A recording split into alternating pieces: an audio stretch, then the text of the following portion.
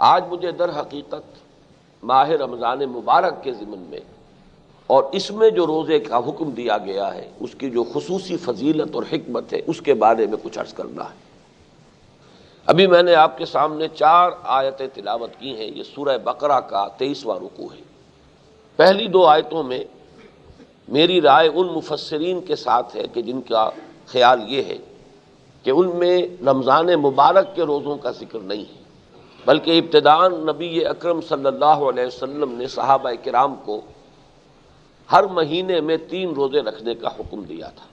یہ روزے 13ویں، 14ویں اور 15ویں تاریخ قمری، ان کو ایام 20 اس لیے کہتے ہیں کہ ان کی راتیں بڑی روشن ہوتی ہیں۔ ابیض کی جمع ہے 20، سفید راتوں والے دن 13ویں، 14ویں، 15ویں۔ یہ بعد میں بھی حضور صلی اللہ علیہ وسلم کا معمول رہا ہے کہ آپ اس کا التزام فرماتے تھے نفلی روزوں کی حیثیت سے۔ ہر مہینے میں یہ 3 روزے آپ رکھتے تھے۔ اس کے ضمن میں فرمایا گیا اولاً تو وہ بات جو میں عرض کر چکا ہوں، عبادت صوم کی اصل غرض و غایت کیا ہے؟ تمہارے اندر تقویٰ پیدا ہو جائے، ضبط نفس، تم اپنی بہیمیت اور حیوانیت پر قابو پالو۔ ایسا نہ ہو کہ تمہارا نفس امارہ تمہیں اپنا غلام بنا لے۔ یہ تمہارا مرکب ہے، سواری ہے، کہیں ایسا نہ ہو کہ تم سوار ہونے کی بجائے سواری کے تابع ہو جاؤ۔ یہ ہے عبادت صوم کی اصل غرض، ایک مشق ہے اپنے حیوانی اور جبلی تقاضوں کو اپنے ضبط میں، کنٹرول میں رکھنے کی۔ کیونکہ اہل عرب اس عبادت سے مانوس نہیں تھے، لہذا ابتداء انہیں مانوس کرنے کے لیے یہ 3 دن کے روزے ہر مہینے میں رکھنے کا حکم دیا گیا۔ اسی لیے فرمایا ایام معدودات، گنتی کے چند دن ہیں۔ یہ جمع قلت ہے اور اس کا اطلاق 9 سے کم پر ہوگا۔ اس کے ضمن میں 2 رعایتیں دی گئی۔ ایک رعایت یہ کہ اگر کوئی ان ایام 20 میں کوئی شخص بیمار ہے یا سفر پر ہے تو ان میں وہ روزہ قضا کر لے، بعد میں اس کی تعداد پوری کر لے۔ ایک اضافی رعایت یہ رکھی گئی کہ جو شخص صحت مند ہونے کے باوجود، مقیم ہونے کے باوجود، پوری طرح طاقت رکھنے کے باوجود روزہ نہ رکھے تو اس کے لیے رعایت ہے کہ وہ 1 مسکین کو کھانا کھلا دے۔ اگر 2 کو کھلائے، 10 کو کھلائے تو یہ اس کے لیے نیکی ہے۔ فمن تطوع خیرا فهو خیر له وان تصوموا خیر لکم۔ لیکن جان لو کہ روزہ رکھنے ہی میں تمہارے لیے مصلحت ہے، بہتری ہے۔ اس میں جو تمہاری روحانی ترقی کا راز مضمر ہے وہ کہیں زیادہ قیمتی ہے اس سے کہ تم فدیہ دے کر، اس کا کفارہ دے کر اور اس سے گلو خلاصی کرو۔ یہ تو بات وہ ہے کہ جو میں پہلے بیان کر چکا۔ اب تیسری آیت ہے شہر رمضان الذی انزل فیہ القرآن۔ اس عبادت کو اب ایک مہینے کے تسلسل کے ساتھ جو رکھا گیا تو کوئی سا بھی مہینہ ہو سکتا تھا۔ یہ قرۂ فال بنام من دیوانہ زدن، رمضان مبارک کا انتخاب کیوں ہوا؟ فرمایا رمضان کا مہینہ وہ ہے جس میں قرآن نازل کیا گیا۔ نزول قرآن کا آغاز ہوا شب قدر میں، اور وہ شب قدر رمضان مبارک ہی کی ایک شب ہے۔ اور یہ بھی رائے ہے کہ پورا قرآن لوح محفوظ سے سمائے دنیا تک جو پہلا آسمان ہے وہاں اتار دیا گیا تھا۔ پھر وہاں سے حضرت جبرائیل علیہ السلام تھوڑا تھوڑا، جیسا کہ حکمت خداوندی میں معین تھا، تدریجاً نجمن نجمن قرآن کا نازل کرنا، اس طرح اتارتے رہے۔ بہرحال رمضان مبارک کے انتخاب کی بنیاد یہ ہے کہ یہ نزول قرآن کا مہینہ ہے۔ اس کے بعد قرآن حکیم کی عظمت کا بیان آیا 3 الفاظ کے حوالے سے۔ یہ قرآن کیا بنا کر اتارا گیا ہے؟ ھدی للناس، نمبر 1 تمام انسانوں کے لیے ہدایت ہے، رہنمائی ہے۔ یہ رہنمائی علمی بھی ہے، فکری بھی ہے، نظری بھی ہے اور عملی بھی ہے۔ عملی اعتبار سے انفرادی زندگی کے لیے بھی ہے، اجتماعی زندگی کے لیے بھی، انسانی زندگی کے تمام گوشوں کے لیے رہنمائی، اور ایک مکمل انسان کے لیے رہنمائی، پورے انسان کے لیے رہنمائی۔ اس لیے کہ انسان میں فکر بھی ہے، اس میں عقل بھی ہے، اس کی قوت نظری بھی ہے، تو اس کے لیے بھی رہنمائی درکار ہے۔ پھر اس کا عمل کا معاملہ ہے، کیا کرے کیا نہ کرے۔ قدم قدم پر 2 راہیں آ جاتے ہیں، کدھر جائے کدھر نہ جائے۔ ذرا بھٹک گئے تو بات بہت دور پہنچ جائے گی. لہذا قدم قدم پر اسے عملی رہنمائی کی ضرورت ہے، انفرادی سطح پر بھی، اجتماعی سطح پر بھی. تو قرآن کی شان یہ ہے کہ ھدی للناس، وہ لوگوں کے لیے ہدایت بنا کر اتارا گیا. اس کا تقابل کر لیجئے، سورہ بقرہ کے شروع میں ہے ھدی للمتقین. یہ رہنمائی ہے، ہدایت ہے ان لوگوں کے لیے جن میں بچنے کی خواہش ہے، جو غلطی سے بچنا چاہتے ہیں، جو برائی سے بچنا چاہتے ہیں، جن کی اخلاقی حس بیدار ہے، زندہ ہے، وہ لوگ ہیں متقی. تو ان دونوں میں ربط یہ ہوا کہ قرآن اپنی جگہ تو تمام انسانوں کے لیے ہدایت ہے، لیکن اس کی ہدایت سے استفادے کے لیے شرط ہے تقویٰ. تقویٰ ہوگا تو انسان استفادہ کرے گا، ورنہ سورہ بقرہ ہی کے تیسرے رکوع میں فرمایا یضل بہ کثیرا ویہدی بہ کثیرا. اس قرآن کی ایک شان یہ بھی ہے کہ اللہ تعالیٰ اسی کے ذریعے سے بہتوں کو ہدایت دیتا ہے اور اسی کے ذریعے سے بہتوں کو گمراہ کر دیتا ہے. دل میں اگر کجی ہے، انسان اپنے نفس سے مغلوب ہے، عقل انسانی پر شہوات اور خواہشات اور جذبات کے پردے پڑے ہوئے، تو قرآن مجید سے بھی اسے ہدایت نہیں ملے گی بلکہ ضلالت ملے گی، گمراہی ملے گی. ہاں اگر دل کے اندر نیکی کی طرف ایک رجحان پیدا ہو چکا ہو، طلب پیدا ہو چکی ہو، میں جاننا چاہتا ہوں میں کیا کروں، جیسے کہ حضرت زید کے بارے میں آتا ہے، ان کا انتقال حضور پر وحی کے آغاز سے قبل ہو گیا. ان کے بیٹے تھے حضرت سعید ابن زید جو عشرہ مبشرہ میں، حضرت عمر کے بہنوئی، حضرت عمر کی ہمشیرہ فاطمہ بنت خطاب، وہ ان کے نکاح میں تھی. تو ان سعید کے والد جو تھے زید، وہ موحد کامل ہو چکے تھے، اپنے غور و فکر اور عقل سلیم اور فطرت سلیمہ کی رہنمائی میں موحد کامل. لیکن اب کیا کروں، اللہ کی پرستش کیسے کروں، عملی رہنمائی تو میرے پاس نہیں ہے، کوئی کتاب موجود نہیں تھی. لہذا ان کے بارے میں آتا ہے کہ وہ کعبے کے پردے پکڑ پکڑ کر دعا کیا کرتے تھے، اے اللہ میں صرف تیری بندگی کرنا چاہتا ہوں لیکن نہیں جانتا کیسے کروں.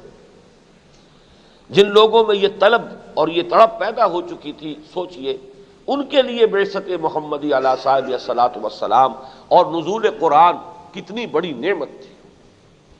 وہ تو ایسے ہی ہے جیسے پیاسے کو پانی مل جائے. آپ کو معلوم ہے کہ پیاسے کے لیے کوہ نور ہیرا جو ہے اس کے اندر کوئی اہمیت نہیں ہے، اسے تو پانی کا گھونٹ چاہیے. تو جب ہدایت کی طلب پیدا ہو جاتی ہے تو اس کے لیے تو ہدایت ہی سب سے بڑی بات ہے. تو پہلی بات تو یہ نوٹ کر لیجئے ھدی للناس. دوسری بات فرمائی وبینات من الہدی والفرقان. ہدایت فلسفیانہ انداز میں بھی ہو سکتی ہے، لیکن قرآن مجید بینات کی شکل میں نازل ہوا، روشن واضح. فطرت سلیم ہو انسان کی، فوراً لپک کر قبول کر لے گا کہ دیکھنا تقریر کی لذت کہ جو اس نے کہا میں نے یہ جانا کہ گویا یہی میرے دل میں ہے. بینات من الہدی والفرقان، رہنمائی اور فرق کر دینے والی شے، یہ حق ہے، یہ باطل ہے، یہ صحیح ہے، یہ غلط ہے، یہ راستہ فلاح کی طرف لے جانے والا ہے، یہ راستہ خسارے اور بربادی کی طرف لے جانے والا ہے. یہ صلاحیت اور تمیز قرآن مجید کے ذریعے پیدا ہوتی ہے. تو ہدایت اور حق و باطل کے مابین فرق و امتیاز کی بینات بن کر قرآن نازل ہوا. اب فرمایا فمن شہد منکم الشہر فلیصم. اب یہ فا جو یہاں پر ہے یہ یوں سمجھیے کہ اس نے جوڑ دیا ہے، اس وجہ سے کہ قرآن نزول کے رمضان مبارک نزول قرآن کا مہینہ ہے، جو کوئی بھی تم میں سے اس مہینے کو پائے اور اس میں مقیم ہو اس پر لازم ہے، فرض ہے کہ وہ اس کے روزہ رکھے. لیکن یہ کہ اس کے بعد بھی ایک رعایت برقرار رکھی، کیونکہ یہ کتاب فطرت ہے، ہماری شریعت جو ہے فطرت انسانی کی مطابقت کے ساتھ ہے. فمن کان منکم مریضا او علی سفر فعدۃ من ایام اخر. دوہرا کر لے آئے اس بات کو کہ وہ رعایت جو ہے اعلی حال ہی حسب سابق برقرار ہے، جو بیمار ہو یا سفر پر ہو وہ تعداد پوری کرے دوسرے دنوں میں. لیکن وہ جو رعایت تھی کہ چاہے صحت مند بھی ہے انسان لیکن روزہ نہ رکھے تو کفارے کے طور پر، فدیے کے طور پر ایک مسکین کو کھانا کھلا دے، یہ رعایت وڈرا کر دی گئی، یہ اب نہیں ہے۔ امام راضی نے یہ بڑی خوبصورت اصطلاح استعمال کی ہے اس مقام پر، وجوب علی التخییر، کہ ایک تو وجوب ہوتا ہے جس میں اختیار دیا جائے، واجب ہے لیکن چاہے یہ چاہے وہ، ایک آلٹرنیٹو ہے موجود۔ روزہ واجب ہے لیکن اس کا ایک آلٹرنیٹ بھی ہے کہ نہ رکھو تو تم اس کے لیے ایک مسکین کو کھانا کھلا دو۔ لیکن اب یہ وجوب جو ہے یہ وجوب عینی ہے کہ اب روزہ ہی رکھنا فرض ہے۔ یرید اللہ بکم الیسر ولا یرید بکم العسر، وہ رعایت کیوں برقرار رکھی بیماری اور سفر کی کہ اللہ تعالیٰ تمہارے ساتھ آسانی چاہتا ہے، تنگی نہیں چاہتا۔ لیکن وَلِتُكْمِلُوا الْعِدَّةَ، اب تعداد لازماً پوری کرنی ہوگی۔ وَلِتُكَبِّرُوا اللَّهَ عَلَى مَا هَدَاكُمْ، اور تاکہ تم اللہ کی بڑائی کرو اس ہدایت پر کہ جو اس نے تمہیں دی ہے، وَلَعَلَّكُمْ تَشْكُرُونَ، اور تاکہ تمہارے اندر شکر پیدا ہو۔ اب میں در حقیقت اسی حصے کی جو ہے زیادہ وضاحت کرنا چاہتا ہوں۔ پہلا تو ربط یہ سمجھ لیجئے کہ روزے سے تقوی پیدا ہوتا ہے، یہ تو پہلی آیت سے ثابت ہو گیا، اور تقوی شرط ہے قرآن سے ہدایت اخذ کرنے کی۔ لہذا ماہ رمضان مبارک میں یہ دو عبادتیں جمع کر دی گئی۔ دن میں روزہ رکھو تاکہ کچھ تقوی پیدا ہو، کچھ پیدا ہو، تھوڑا ہو کچھ تو ہو، اور رات کو اب کھڑے رہو اور سنو قرآن کو اور جذب کرو تاکہ تمہارے اندر اس کی عظمت کا صحیح ادراک ہو، تم اسے پہچان سکو کہ کتنی بڑی نعمت ہے۔ اس کو یوں سمجھیے کہ اگر کوئی شخص بے ہوش پڑا ہے تو چاہے ڈی ہائیڈریشن بھی ہے، پانی کی کمی، اسے تو احساس ہی نہیں، لیکن ذرا ہوش میں آ جائے تو فوراً پکارے گا پانی پانی پانی، اور اب اگر اسے پانی دیا جائے تو اسے معلوم ہوگا کہ پانی کتنی بڑی دولت ہے۔ یہ تین مرحلوں میں بات کو سمجھ لیجیے۔ اگر روح انسانی دبی ہوئی ہے حیوانی وجود کے نیچے بوجھ تلے تو گویا کہ بے ہوش ہے، اسے اپنی ضرورت کا بھی احساس نہیں۔ روزے سے وہ حیوانیت کا بوجھ اور ثقل کم ہوا تو وہ ذرا ہوش میں آئی، ہوش میں آئی تو اب اس کے اندر طلب پیدا ہوئی ہدایت کی، معرفت، قرب الہی۔ روح تو در حقیقت یہی دو چیزیں چاہتی ہے، یہی اس کی غذا ہے۔ جیسے ہمارے جسم کے لیے غذا ہے، ہم کھانا کھاتے ہیں، وہ غذا بھی وہیں سے آتی ہے جہاں سے ہمارا یہ جسم آیا ہے، اسی مٹی سے، اسی زمین سے یہ جسم بنا ہے، وہیں سے غذا آ رہی ہے۔ نباتات ہو، حیوانات ہو، یہ سب ان کا سورس کیا ہے؟ آخر یہی زمین۔ گندم وہیں سے اگ رہی ہے، چاول وہیں سے اگ رہے ہیں۔ پھر یہ کہ بکری کا گوشت جو آپ نے کھایا ہے تو وہ کس سے بن رہا ہے؟ بکری بھی وہی گھاس کھا رہی ہے اور وہی پتے کھا رہی ہے جو اسی زمین سے اگ رہے ہیں۔ تو جہاں سے ہمارا یہ خاکی وجود آیا ہے، حیوانی وجود، وہیں سے اس کی غذا آ رہی ہے۔ روح کی غذا وہیں سے آ رہی ہے جہاں سے وہ روح آئی ہے۔ یسألونک عن الروح قل الروح من امر ربی، یہ تو امر رب ہے۔ حال ہی میں ہمارا تعارف ہوا ہے، ایک شاہ صاحب ہیں، بزرگ شخصیت ہے، بہت ان کے مرید ہیں، عبدالرؤوف شاہ صاحب، اگی ہے ایک جگہ مانسیرا سے ذرا آگے، وہاں کے رہنے والے ہیں۔ وہ بڑی پیاری بات کہا کرتے ہیں کہ یہ روح اور قرآن یہ تو ایک ہی گاؤں سے آئے ہیں۔ جیسے آپ کو معلوم ہے کہیں پردیس میں اگر کوئی جاننے والا مل جائے آپ کو اپنے شہر کا، گاؤں کا کوئی آدمی نظر آ جائے، کیسے لپکتے ہیں آپ کی طرف؟ اسی طریقے سے جہاں سے روح آئی ہے وہیں سے یہ قرآن آیا ہے۔ اس اعتبار سے روح کی غذا اور تقویت اور تغذیہ کا سامان قرآن ہے۔ جب تک روح بے ہوش ہے اسے احساس ہی نہیں۔ روزے نے اسے ذرا بیدار کیا ہے، اس لیے کہ اس پر حیوانیت کا جو دباؤ ہے وہ کم ہو گیا۔ اب جیسے ہوش میں آتے ہی آدمی پانی مانگتا ہے، ایسے ہی وہ روح جو ہے وہ اپنا تقاضا جو ہے وہ اس کے اندر بیدار ہوا۔ اب قرآن نازل ہوگا تو اس کی عظمت اور قدر و قیمت کا احساس ہوگا۔ یعنی صوم رمضان کی جو دو نتیجے نکلے، وَلِتُكَبِّرُوا اللَّهَ عَلَى مَا هَدَاكُمْ، دیکھیے پیاسے کو پانی مل جائے تو فوراً کہے گا الحمدللہ، اللہ اکبر۔ اسی طرح جب روح انسانی کو یہ اپنی ضرورت کی شے ملی جس کی اسے پیاس تھی تو تکبیر جو ہے اور حمد اور ثنا اللہ کی وہ اس کے گہرائیوں سے برآمد ہوگی۔ وَلَعَلَّكُمْ تَشْكُرُونَ، اور تاکہ تم شکر کر سکو۔ دیکھیے شکر کسے کہتے ہیں؟ امام راغب اصفہانی رحمہ اللہ نے 3 درجے شکر کے معین کیے۔ پہلے ہے شکر بالقلب، بالجنان، انسان کو کسی شے کی عظمت کا احساس ہو، شعور ہو، تبھی تو شکر کرے گا نا۔ ایک بچے کے ہاتھ پر آپ ہیرا رکھ دیجئے، اسے کیا پتا آپ نے کیا رکھا ہے، وہ سمجھے گا شاید کانچ کا ٹکڑا ہے۔ تو قدر و قیمت کا احساس اور شعور اور ادراک، یہ شکر کی پہلی شرط ہے۔ جتنا شعور ہوگا اتنا ہی شکر ہوگا۔ پھر شکر باللسان، زبان کے ذریعے، اس کی بھی قرآن مجید میں اللہ تعالیٰ نے خود ہی تلقین فرما دی۔ قرآن کی تنزیل پر، قرآن کے نازل کرنے پر میرا شکر ادا کیا کرو، کن الفاظ میں؟ الحمدللہ الذی انزل علی عبدہ الکتاب ولم یجعل لہ عوجا۔ کل حمد، کل ثنا، کل شکر، کل سپاس، کل تعریف اس اللہ کو سزاوار ہے جس نے اپنے بندے پر صلی اللہ علیہ وسلم یہ کتاب نازل فرمائی اور اس میں کوئی کجی نہیں رکھی، بینات ہیں، ایچ پیچ نہیں ہے، پہیلیاں نہیں بجھوائی ہیں، فلسفیانہ الجھی ہوئی بحثیں نہیں ہیں۔ تو یہ ہے شکر باللسان۔ اب شکر کی آخری اور بلند ترین منزل ہے اس نعمت کا حق ادا کرنا۔ میں نے کئی مرتبہ مثال دی ہے سادہ سی، کہ کوئی والد اپنے بچے کے لیے، بیٹے کے لیے کتاب لائے، بڑے قیمتی، بہت ہی عمدہ کتاب۔ بچہ مہذب تھا، اس نے تھینکس بھی ادا کر دیا، تھینکس ڈیڈی، لیکن پھر کتاب کو رکھ دیا، پڑھائی نہیں۔ تو ناشکری کی کہ نہیں کی؟ چاہے زبان سے وہ ایک تمدنی جو روایت ہے اس کے اعتبار سے شکریہ ادا کر دیا، لیکن حسن شکریہ تو ہوتا اگر وہ اس کتاب سے فائدہ اٹھاتا، اس میں جو علم ہے، حکمت ہے، اس سے استفادہ کرتا، اپنے فہم کی ترقی کا ذریعہ بناتا۔ تو نعمت کا حق ادا نہ کیا جائے تو پھر یہ کہ وہ ناشکری سب سے بڑی ناشکری ہے، چاہے زبان سے شکر ادا کرتے رہے۔ تو فرمایا وَلِتُكَبِّرُوا اللَّهَ عَلَى مَا هَدَاكُمْ وَلَعَلَّكُمْ تَشْكُرُونَ، اور تاکہ تم شکر کرو، اس کا حق ادا کرو۔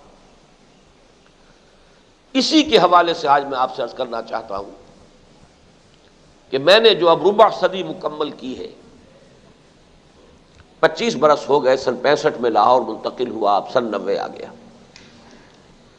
ایک ربع صدی میں نے لگائی ہے کس کام؟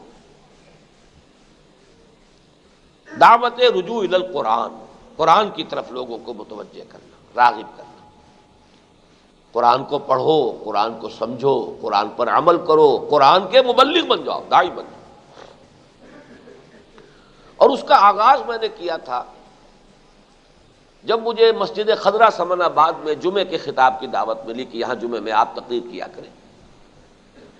پہلے 2 جمعوں میں میں نے جو تقریر کی وہ یہ کتاب چاہے مسلمانوں پر قرآن مجید کے حقوق،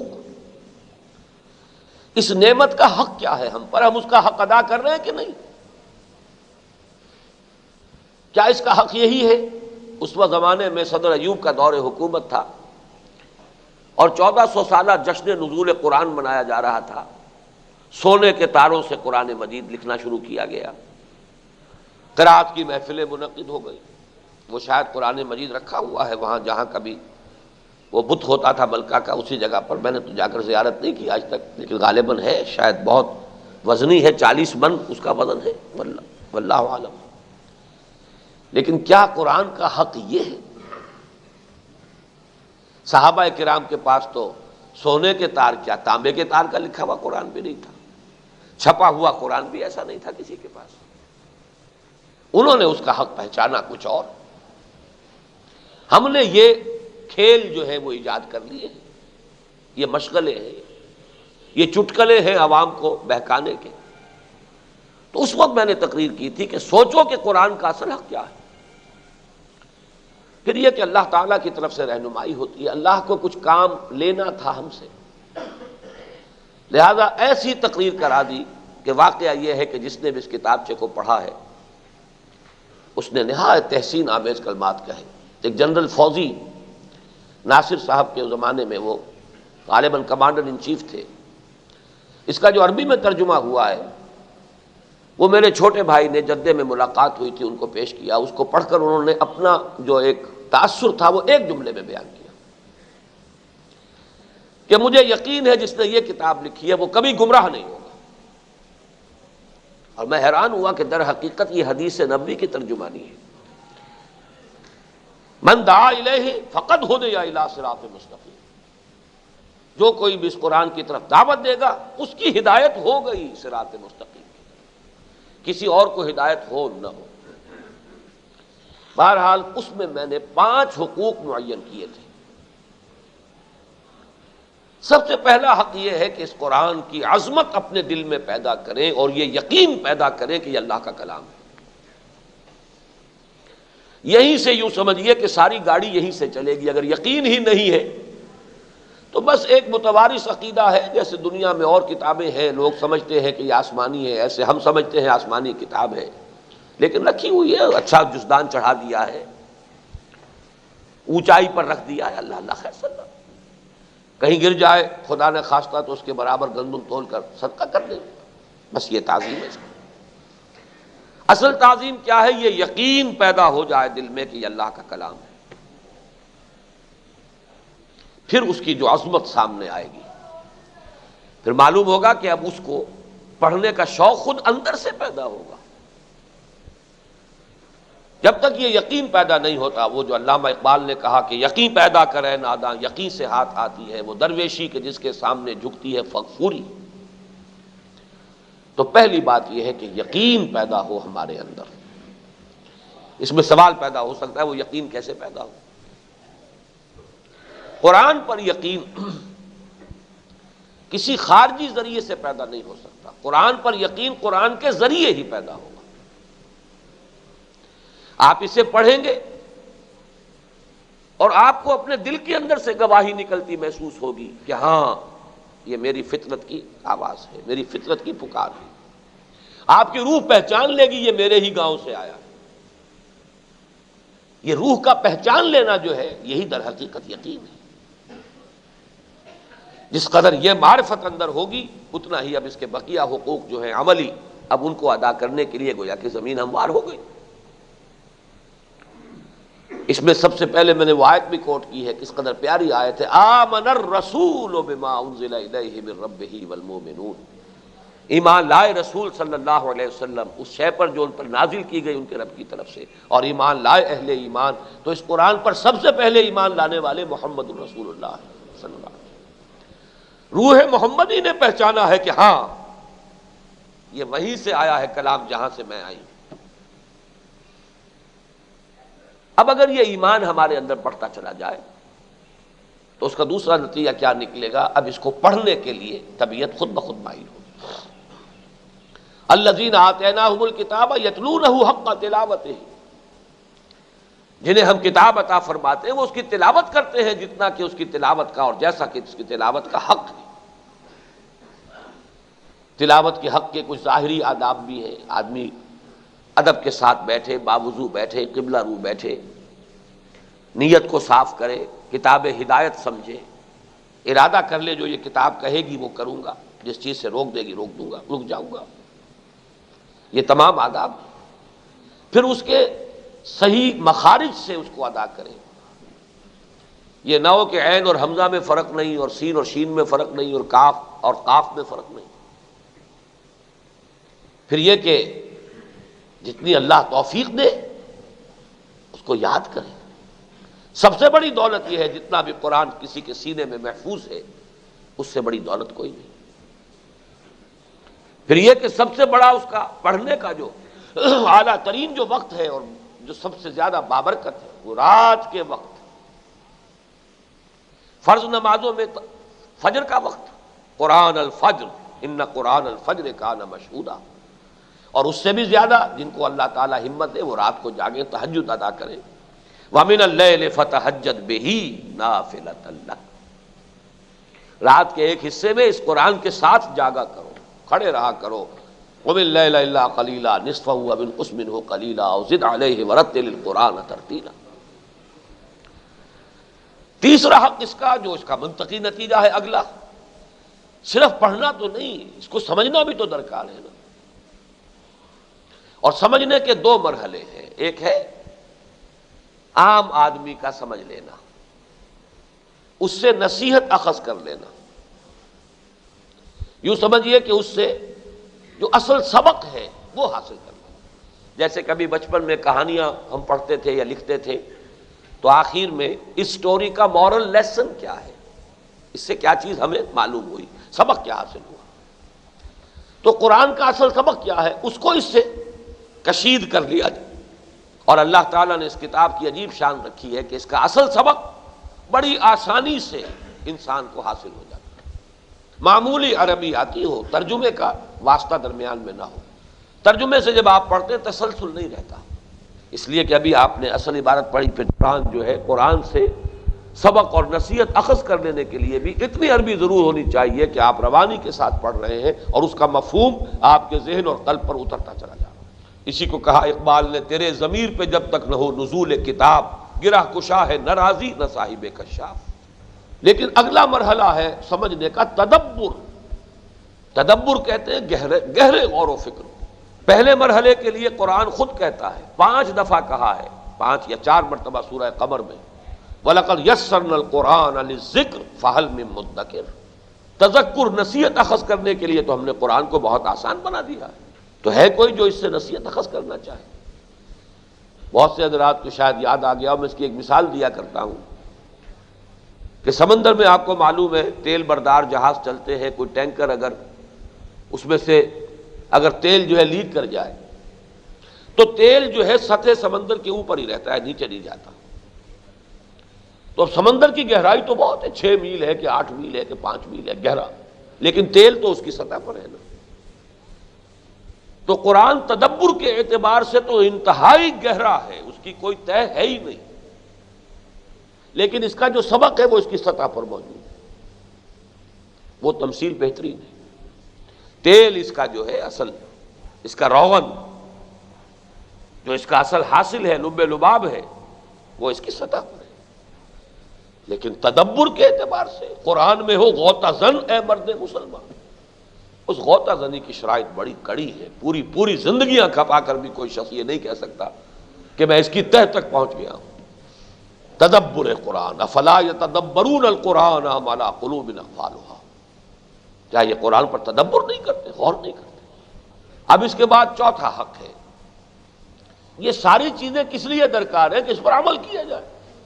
عمل کے بھی 2 درجے ہیں، یہ میں خلاصہ بیان کر رہا ہوں اس کتاب کا، اس میں تو بڑی مفصل بحثیں ہیں، اس میں ثقیل اصطلاحات ہیں، اس میں بہت فلسفیانہ بھی بات انداز موجود ہے، اور یہ شکایت بھی ہے لوگوں کو کہ اس کی زبان مشکل بھی ہے۔ یہ میری مشکل ہے کہ میں مشکل ہی لکھ پاتا ہوں، آسان زبان جو ہے تقریر میں تو میں استعمال کر لیتا ہوں، تحریر میں مجھے کرنے کی عادت نہیں۔ بہرحال جو اب چوتھا مرحلہ ہے وہ کیا ہے، اب عمل کرو اس پر۔ اور اللہ نے توفیق دی کہ میں نے اس کے لیے اس کتاب میں جو قرآن کی اصطلاحات ہیں ان سے روشناس کرا دیا ہے، تذکر بالقرآن، تدبر قرآن۔ اسی طریقے سے عمل بالقرآن کی 2 اصطلاحات ہیں، حکم بالقرآن، یعنی انسان کی رائے قرآن کے ساتھ ہم آہنگ ہو جائے، جو قرآن کہتا ہے وہی میرا فیصلہ، جو قرآن کہتا ہے وہی میری رائے۔ رائے ہی سے عمل ہوتا ہے، پہلے آپ کی کوئی رائے بنتی ہے اور پھر اس رائے کے مطابق آپ کا عمل ہوتا ہے۔ آپ کی رائے ہے یہ سودا اچھا ہے، آپ سودا کر لیں گے۔ آپ کی رائے نہیں بھائی اس میں رسک زیادہ ہے، آپ وہ سودا نہیں کریں گے۔ تو رائے بن جائے انسان کی قرآن کے مطابق، ہر رائے وہ قرآن ہی سے دے رہا ہو۔ جیسے اس حدیث میں جس کا آخری ٹکڑا میں نے ابھی آپ کو سنایا، من دعا الیہ فقد ہدی الی صراط مستقیم، اس میں یہ من حکم بہ عدل، جس نے کوئی رائے قائم کی اور فیصلہ دیا اس قرآن کے ذریعے، اس نے عدل کیا۔ ایک اس سے بھی زیادہ جامع اصطلاح ہے اقامت قرآن، قرآن کو قائم کرو۔ اقیموا التوراۃ والانجیل، کہا گیا اہل کتاب سے، یا اہل الکتاب لستم علی شیء حتی تقیموا التوراۃ والانجیل، اہل کتاب تمہاری کوئی بنیاد نہیں، جڑ نہیں، جب تک کہ تم تورات اور انجیل کو قائم نہیں کرتے، یعنی اس کا پورا نظام جو ہم نے احکام دیے انہیں نافذ کرو۔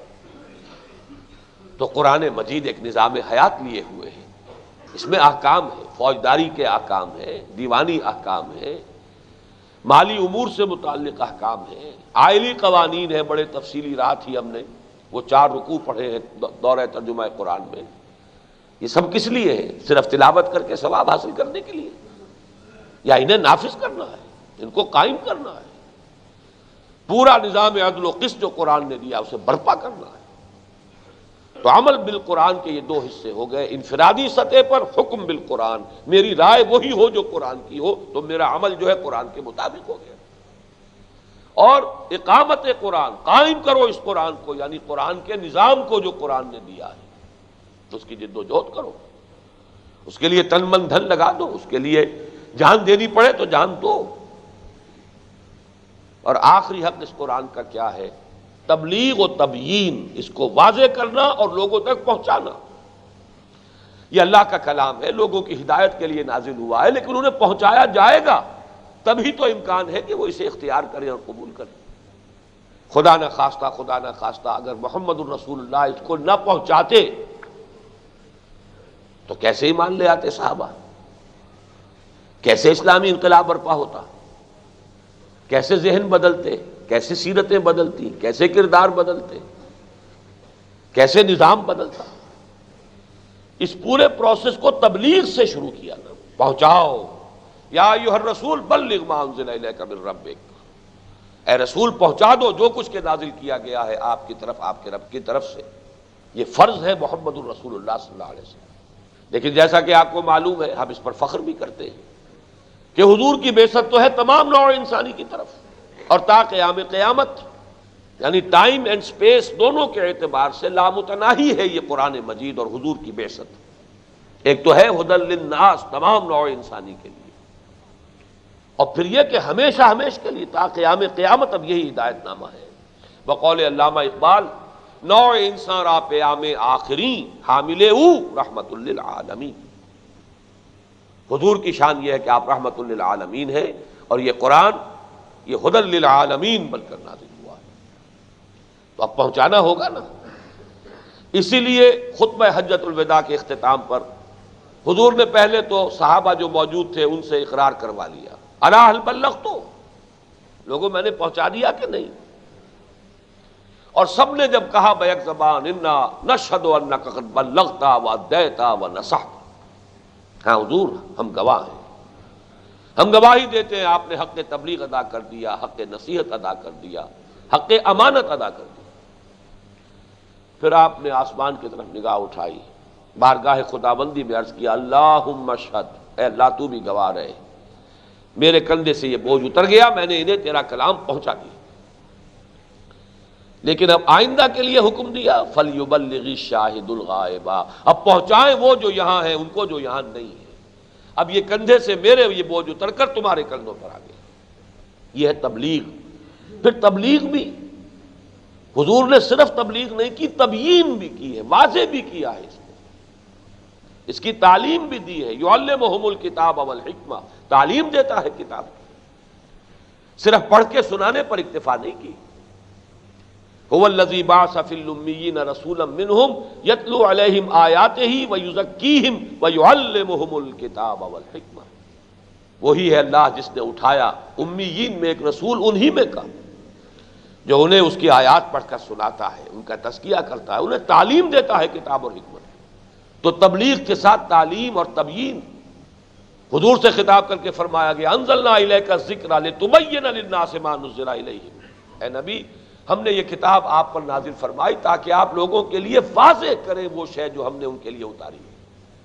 تو دیکھیے پہلے سے چلیے، پہلا حق ایمان اور تعظیم، دوسرا حق تلاوت اور ترتیل، رتل القرآن ترتیلا، تیسرا حق تذکر اور تدبر، چوتھا حق حکم اور اقامت، پانچواں حکم تبلیغ اور تبیین۔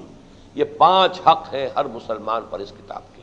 لعلکم تشکرون، اس روزے کی غرض و غایت یہ ہے، یہ در حقیقت قرآن مجید کے ساتھ اپنے ربط اور تعلق کو تازہ کرنے کا مہینہ ہے۔ یوں بھی آپ کہہ سکتے ہیں یہ نزول قرآن کا سالانہ جشن ہے، یوں بھی کہہ سکتے ہیں قرآن کا سالانہ سالگرہ ہے۔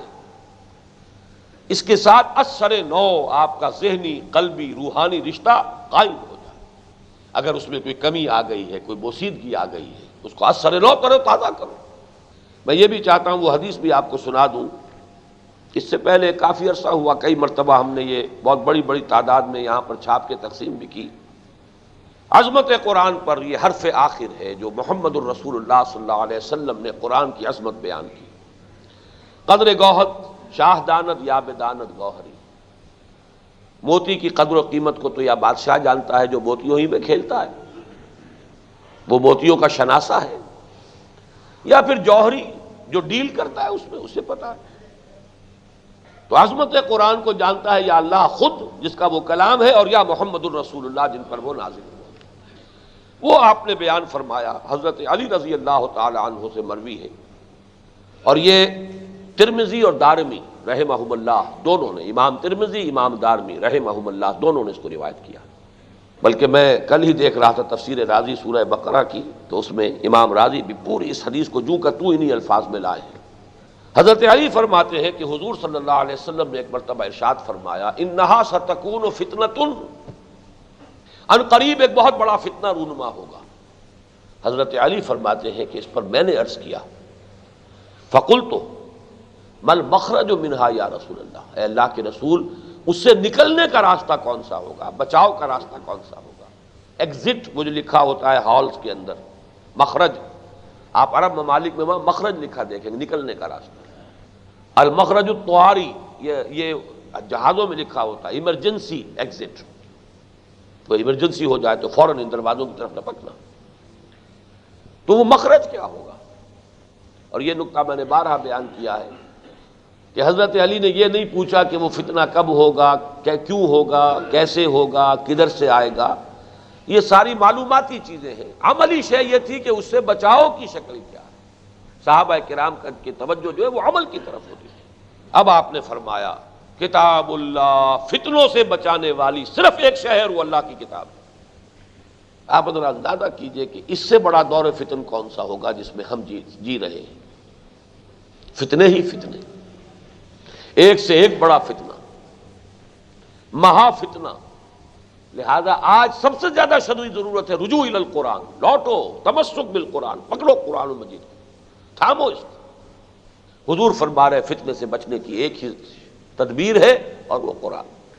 اس کے بعد آپ نے فرمایا فیہ نبأ ما قبلکم وخبر ما بعدکم وحکم ما بینکم. اس حدیث کے اندر انداز بھی وہ ہے جو قرآن مجید کی صورتوں میں ہوتا ہے. قوافی بدلتے ہیں، چند جملے آئیں گے ایک قافیے کے ساتھ، پھر جملے آئیں گے ایک قافیے کے ساتھ. جیسے آپ کو سورۃ الفجر میں، سورہ قیامہ میں، سورۃ البلد میں قافیے بدلتے ہیں. اسی طرح اس حدیث کے اندر معلوم ہوتا ہے بالکل جیسے کہ قرآن مجید کا ایک عکس کامل ہے یہ کلام. فرمایا کتاب اللہ فیہ نبأ ما قبلکم وخبر ما بعدکم وحکم ما بینکم. اس میں تم سے پہلے لوگوں کی خبریں بھی ہیں، تم سے بعد میں آنے والے حالات بھی ہیں، اور تمہارے مابین جتنے اختلافات ہوں گے ان کا فیصلہ بھی. وَهُوَ الْفَصْلُ لَيْسَ بِالْحَزْلِ، وہ فیصلہ کن کلام ہے، کسی شاعر کی ایسے ہی بے معنی باتیں جو کرتے رہتے ہیں وہ نہیں ہے. من ترکہ من جبار قسمہ اللہ، معاذ اللہ ثم معاذ اللہ، اللہ ہمیں اس سے بچائے. فرمایا جو شخص اپنے غرور اور تکبر کی وجہ سے اس قرآن کو چھوڑ دے گا اللہ اسے پیس کر رکھ دے گا. من ترکہ من جبار قسمہ اللہ ومن ابتغى الہدى من غیرہ اضلہ اللہ. اور جو شخص ہدایت تلاش کرے گا اس قرآن کے سوا کسی اور شے میں اللہ اسے گمراہ کر کے چھوڑے گا. اس میں زور کلام، فصاحت، بلاغت، کتنے مختلف پہلوؤں سے اس قرآن کی عظمت کا بیان. وَهُوَ حَبْلُ اللَّهِ الْمَتِينُ وَهُوَ الذِّكْرُ الْحَكِيمُ وَهُوَ الصِّرَاطُ الْمُسْتَقِيمُ. دیکھ لیں آپ قافیے، یہی ہے اللہ کا ذکر، حکمت بھرا ذکر، الذکر. یہی ہے اللہ کی مضبوط رسی، حبل اللہ المتین. یہی ہے صراط المستقیم. جو مانگتے ہو اہدنا الصراط المستقیم، اللہ نے تو دے دیا ہے تمہیں. هو الذی لا تزیغ بہ الاہواء ولا تلتبس بہ الالسنہ. یہ وہ ایسا کلام ہے کہ اس کے ہوتے ہوئے، یعنی اس کے ساتھ انسان چمٹا ہوا ہو، خواہش نفس انسان کو گمراہ نہیں کر سکے گی، اور اس کے ساتھ زبان جو ہے وہ التباس نہیں کرتی، یہ اپنی جگہ بالکل روشن کلام ہے۔ ولا يشبع منه العلماء ولا يخلق عن كثرة الرد ولا تنقضي عجائبه، اہل علم کبھی اس سے سیر نہ ہوں گے کہ میں نے 100 مرتبہ پڑھ لیا، اب کیا رکھا ہے اس کتاب میں۔ دنیا کی کوئی کتاب ایسی نہیں جسے آپ پڑھتے رہیں پڑھتے رہیں پڑھتے رہیں، دل اکتا ہے نا، ہر مرتبہ نئے نئے نکات، نئی نئی علوم، نئی نئی معرفتیں۔ 100 مرتبہ آپ ایک مقام سے گزرے تھے، لیکن 101ویں مرتبہ اچانک محسوس ہوگا یہاں تو یہ بات بھی تھی جس کی طرف میرا ذہن آج تک نہیں گیا۔ یہ تو واقعہ ہے امام شافعی کا۔ انہوں نے کہا چونکہ اصول فقہ پر تو سب سے پہلی کتاب انہوں نے لکھی، کتاب الام۔ اب وہ چاہتے تھے کہ اجماع کے لیے بھی مجھے قرآن مجید سے کوئی سند ملے۔ 300 مرتبہ قرآن پڑھ گئے اور انہیں قرآن مجید میں اجماع کی سند نہیں ملی۔ کہتے ہیں 301ویں مرتبہ جب پڑھ رہا تھا تو اس مقام پر جب آئے وَيَتَّبِعْ غَيْرَ سَبِيلِ الْمُؤْمِنِينَ نُوَلِّهِ مَا تَوَلَّىٰ وَنُصْلِهِ جَهَنَّمَ، جو شخص مسلمانوں کے راستے سے ہٹ کر کوئی راستہ نکالے گا، اہل ایمان کے راستے سے ہٹ کر، تو اسے ہم اسی کے حوالے کر دیں گے جو راستہ اس نے اختیار کیا، اور اسے جہنم میں پہنچا دیں گے۔ معلوم ہوا کہ اہل ایمان کا اجماع اللہ کی نگاہ میں اتنی اہمیت رکھتا ہے۔ اس آیت سے انہیں اجماع کے لیے دلیل مل گئی۔ تو لا یشبع منہ العلماء، علماء اس سے کبھی سیر نہ ہوں گے۔ ولا یخلق عن کثرت الرد، بار بار کی تکرار اور اعادے سے اس پر کوئی بوسیدہ پن، باسی پن طاری نہیں ہوگا۔ ولا تنقضی عجائبہ، اس کے عجائب کبھی ختم نہیں ہوں گے، اس میں سے موتی ہدایت اور معرفت اور علم کے نکلتے رہیں گے۔ هو الذی لم تنتہ الجن اذ سمعته حتی قالوا انا سمعنا قرآنا عجبا یہدی الی الرشد فآمنا به، یہ وہ کلام ہے کہ جیسے ہی جنوں کی ایک جماعت نے اسے سنا پکار اٹھے، ہم نے ایک بڑا عجیب، نہایت حسین، دل کو لبھانے والا کلام سنا ہے، ہم فوراً ایمان لے آئے۔ قرآن مجید ایک مرتبہ ان جنوں نے سنا اور وہ داعی بن گئے۔ یا قومنا اجیبوا داعی اللہ، فوراً اپنی قوم کی طرف، جنات کی قوم کی طرف گئے ہیں۔ انہوں نے کہا کہ اے میں ہماری قوم کے لوگوں، یہ جو اللہ کی طرف بلانے والا ہے اس کی پکار پر لبیک کہو۔ ہم تو ایمان لے آئے، فآمنا فلن نشرک بربنا احدا۔ پوری سورہ جن جو ہے وہ اسی موضوع پر تو ہے۔ اب اس کے بعد وہ 4 جملے آئے ہیں۔ من قال بہ صدق، جس شخص نے اس قرآن کی بنیاد پر کوئی بات کہی اس نے سچ کہا، یہ تو ہے الحق۔ ومن عمل بہ اجر، جس نے اس پر عمل کیا اس کا اجر محفوظ ہے اللہ کے ہاں۔ ومن حکم بہ عدل، جس نے اس کے مطابق فیصلہ کیا اس نے عدل کیا۔ ومن دعا الیہ ہدی الی صراط مستقیم، اور جس نے اس کی طرف لوگوں کو بلایا، کسی اور کو فائدہ ہو نہ ہو، کوئی اور ہدایت پر آئے نہ آئے، خود اس کی ہدایت صراط مستقیم کی طرف ہو گئی۔ یہ ہے در حقیقت وہ حدیث اور اس کا آخری ٹکڑا جس کی رہنمائی میں نے اپنی زندگی کے 25 برس الحمدللہ کے لگا دی۔ اب اس کے ضمن میں ایک تو یہ عرض کرنا ہے، ہمارے ابھی سالانہ محاضرات بھی ہوئے تھے، آپ کے علم میں ہے، ایک کتاب اللہ کے فضل و کرم سے ہم نے مرتب کر کے شائع کر دی ہے، اور میں نے اپنا یہ تاثر بیان کیا ہے کہ میں یہ سمجھتا ہوں کہ اس دعوت رجوع الی القرآن کے ضمن میں میں نے اپنے حصے کا کام اللہ کی توفیق سے، تائید سے، تیسیر سے پورا کر دیا۔ ایک سائی آف ریلیف میں سمجھتا ہوں ایک بار گراں تھا جو کندھے سے اتر گیا، اس لیے کہ الحمدللہ اب کم و بیش 25-30 نوجوان ایسے تیار ہو چکے ہیں، ان میں میری ہی طرح MBBS کیے ہوئے بھی ہیں، MA کیے ہوئے بھی ہیں، MSc کیے ہوئے بھی ہیں، BDS بھی ہیں، سول انجینئرز بھی ہیں، میکینیکل انجینئرز بھی ہیں، MAs بھی ہیں۔ ان لوگوں کو کم سے کم 25 اور 30 کے درمیان ایسے نوجوان ہیں کہ جو اب اسی کام کو من دعا الیہ فقد ہدی الی صراط مستقیم، اب اس کام کو آگے بڑھا رہے ہیں۔ یہ کتاب مرتب ہو کر چھپ گئی بڑی تیزی کے ساتھ، اس لیے کہ اس سال تو ہم نے محاضرات اسی پر کیے تھے، اسی پر تقریباً 12-15 مقالے پڑھے گئے ہیں، ان کو بھی مرتب کر کے ایک کتاب کی شکل میں شائع کر دیں گے۔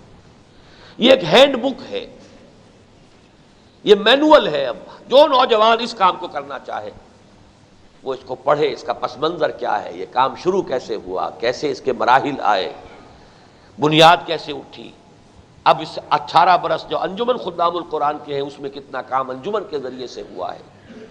ہم نے 2 سالہ کورس چلایا، فیلوشپ سکیم چلائی، اب قرآن کالج کا آغاز کیا ہے. اس کا ہدف کیا ہے؟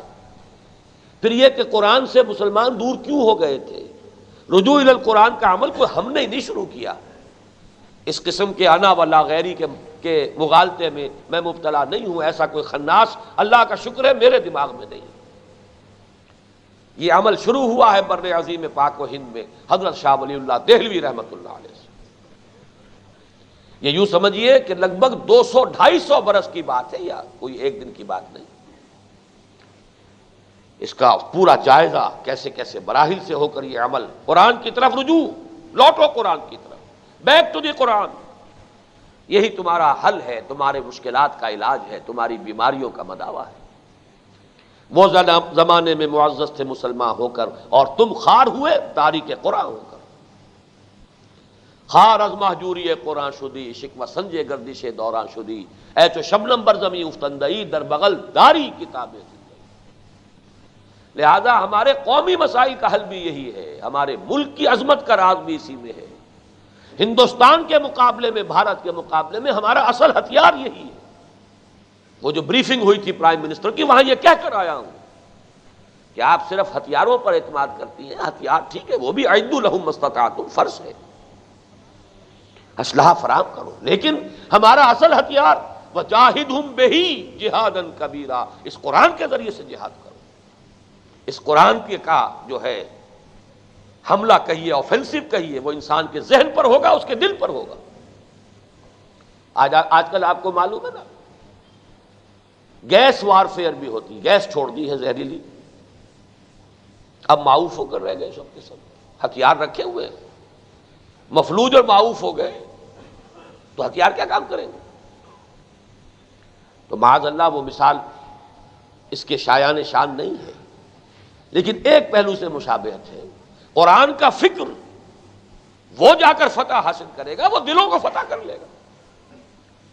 مجھے پیارا مصرع یاد آیا، جو دلوں کو فتح کر لے وہی فاتح زمانہ. ہمارے پاس تو دلوں کو فتح کرنے والی، ذہنوں کو فتح کرنے والی یہ چیز ہے قرآن مجید. اور اللہ نہ کرے کہ ہمیں یہ خواہش ہو کہ ہماری حکومت قائم ہو. ہمیں تو اپنی حکومت نہیں چاہیے، اللہ کی حکومت چاہیے. بھارت کے لوگ اگر اسلام لے آئیں، ان کی حکومت ہو، انہیں مبارک ہو. اللہ کی حکومت قائم ہو جائے.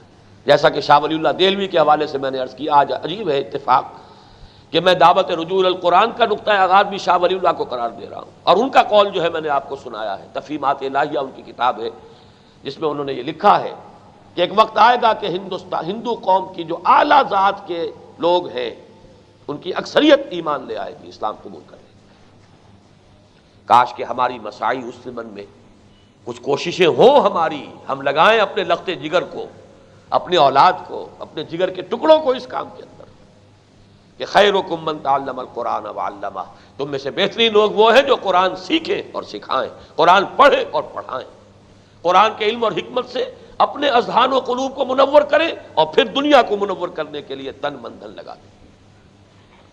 تو ایک تو آپ کو اطلاع دینی تھی کہ وہ کتاب اب چھپ گئی ہے، دعوت رجوع الی القرآن کا منظر اور پس منظر.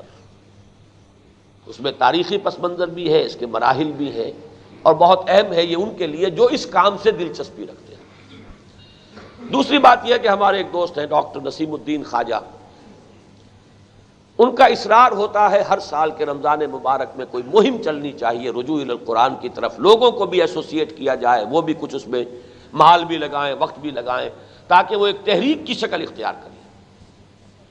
یہ ہم کرتے رہے پہلے، آپ کو معلوم ہے.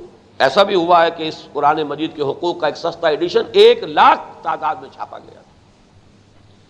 لوگوں نے اس کے آرڈر لیے تھے، ہزار کتاب لی تھی، اور وہ پھر انہوں نے تقسیم کی، پھیلائی، عام کی.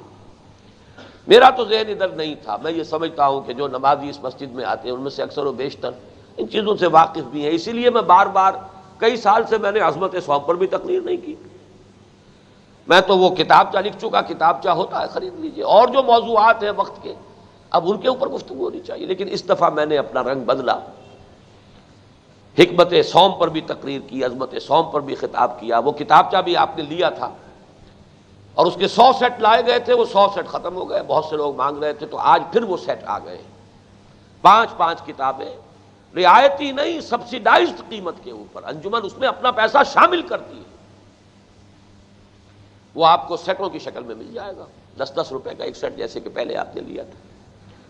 تو ڈاکٹر نسیم الدین خواجہ صاحب نے چونکہ بہت اصرار کیا، تو اس مرتبہ پھر ہم یہ کوشش کر رہے ہیں کہ آپ اس رمضان مبارک کو منائیں، جیسے آپ تہوار مناتے ہیں نا، یہ تہوار ہے ہمارا، یہ جشن ہے نزول قرآن کا، خود بھی قرآن کے ساتھ اپنے تعلق کو تازہ کریں، اور اس کی ایک بہترین شکل نہ معلوم دنیا میں کونوں کونوں میں کتنے لوگ ترستے ہوں گے کہ ہم لاہور میں نہیں ہے کہ دورہ ترجمہ قرآن میں شامل ہو سکے۔ حیدرآباد دکن سے آئے ہوئے نوجوان خوشامد کر رہے ہیں کہ خدا کے لیے 1 سال آپ یہ کام ہمارے ہاں کیجئے، دیکھیے تو صحیح وہاں کتنے ہزارہ لوگ جمع ہوتے ہیں، اور مجھے یقین ہے جب بھی کبھی اس کا موقع آئے گا وہاں مجھے یقین ہے کہ ہزاروں کی تعداد میں لوگ۔ شکاگو سے مطالبہ چلا آ رہا ہے کئی سال سے کہ ایک مرتبہ انگریزی میں یہی دورہ ترجمہ قرآن یہاں آ کر کیجیے، اس سال تو بلکہ میرا وعدہ تھا وہاں جانے کا، لیکن میں جا نہیں سکا، اگلے سال کے لیے وعدہ ہے۔ لیکن اسی لاہور کیا ماڈل ٹاؤن میں بسنے والے لوگ ہیں، ان کو پتہ ہی نہیں کہ کیا ہو رہا ہے، کونے کونے سے شاد باغ سے چل کر لوگ پہنچ رہے ہیں، لیکن یہ کہ خود ماڈل ٹاؤن میں لوگ جو ہے ان کی توجہ نہیں۔ وہ بڑا پیارا شعر ہے اقبال کا، حسن ز بصرہ بلال از حبش صہیب از روم ز خاک مکہ ابو جہل اینچے بولا جبیس۔ مکے کی سرزمین سے ابو جہل، یہاں محمد الرسول اللہ 53 برس رہے، 53 برس، 40 برس بھی تو وہی رہے نا، وہی سے پہلے، اور پھر 13 برس رہے۔ ابو جہل کا ابو جہل ہی رہا، ابو لہب کا ابو لہب ہی رہا، لیکن کہاں کہاں سے آ گئے، حسن ز بصرہ بلال از حبش صہیب از روم۔ تو یہ تو قسمت کی بات ہے۔ بہرحال اس مرتبہ ان کے کہنے پر ہم پھر ایک مہم کی شکل اس کی دے رہے ہیں، وہ آپ کو ایک یہ مل گیا ہوگا، بڑی اصل میں چھپوا نہیں سکے تھے، فوٹو سٹیٹ پر پیسے بھی زیادہ لگے ہیں، لیکن یہ کہ اس میں لکھا ہوا ہے، جتنا چھوٹا سا سٹاک ہمارے پاس تھا وہ تو ہم یہاں لے آئے ہیں۔ یہ کتاب کا جیسا کہ میں نے عرض کیا چونکہ ثقیل ہے اور اس کی ثقالت کی شکایت لوگ کرتے ہیں، تو اس کی ایک تلخیص بھی کی ہے، بڑی عمدہ تلخیص سادہ زبان میں، اور بڑی خوبصورت ہم نے اس کو گیٹ اپ کے ساتھ شائع کیا تاکہ آپ کے نوجوان بچے، ہائی اسکول کے طلبہ بھی اس کو سمجھ سکیں گے، انشاءاللہ خواتین سمجھ سکیں گے۔ وہ محدود تعداد میں شاید کل ہمارے پاس 1500 تھا، وہ ہم یہاں لے آئے ہیں۔ 3 روپے قیمت ہے ایک کی، لیکن ہم 2 روپے میں 10 کا سیٹ 20 روپے میں ملے گا، ایک نہیں فروخت ہوگا، وہ ایک تو آپ کو یہ کتابچہ ملے گا سٹال سے جو اعلیٰ طباعت ہے اس کی 8 روپے کا، لیکن یہ ہے کہ وہ تلخیص سیٹوں میں مل جائے گا، وہ 20 روپے میں 10۔ اسی طریقے سے اس کا ایک ادنا ایڈیشن بھی ہے، وہ 7 کا ایک سیٹ مل جائے گا، وہ بہت ہی محدود تعداد میں ہے، وہ بھی آپ کو مل جائے گا، اس میں تفصیل لکھی ہوئی ہے، وہ آپ پڑھ لیجیے۔ عظمت سوم بھی موجود ہے سیٹوں کی شکل میں، اس کا پوری کتاب کے بھی سیٹ ہیں محدود تعداد میں، اور یہ کہ وہ تلخیص جو ہے وہ بھی اس کے بھی کچھ سیٹ موجود ہیں۔ اس کے ساتھ ہی ہمارے وہاں مکتبے پر لوگ موجود ہوں گے، ہم ان کے نئے ایڈیشن شائع کرنا چاہتے ہیں اس مہم کے لیے، اس کیمپین کے لیے، کہ آپ اپنا تعلق بھی تازہ کیجئے، لوگوں کے لیے بھی کوشش کیجئے۔ من دعا الیہ ہدی الی صراط مستقیم، اس ماہ رمضان مبارک میں تو اس کے لیے کچھ حصہ لے لیجئے۔